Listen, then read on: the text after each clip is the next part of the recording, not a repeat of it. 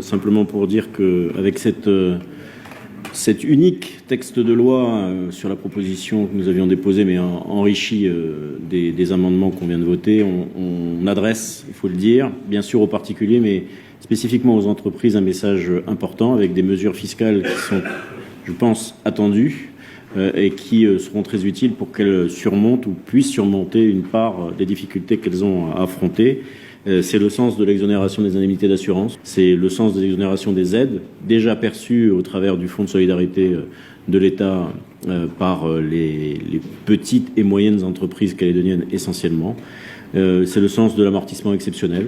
qui vient sur une année permettre aux entreprises qui n'ont pas la chance de pouvoir être indemnisées d'avoir au moins un avantage fiscal important, ce qui est susceptible aussi de les aider.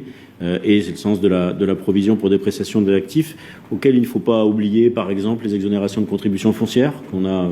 je trouve, améliorées lors de cette séance pour permettre de manière très simple que si les entreprises et les particuliers qui ont été victimes des exactions de mai 2024 reçoivent ce message, elles comprennent qu'on ne fait pas de distinguo entre le bâti, le non bâti, total ou partiel. Elles pourront au moins demander un dégrèvement de cette contribution foncière. Voilà des exemples de mesures concrètes qui vont bien sûr avoir un coût fiscal. C'est une dépense fiscale qui est assumée ou une moins-value fiscale qui est assumée, mais je pense que c'est le moins que la collectivité puisse faire au bénéfice des acteurs économiques parce qu'encore une fois, ils en ont singulièrement besoin et que sans eux, nous ne redresserons pas la Nouvelle-Calédonie.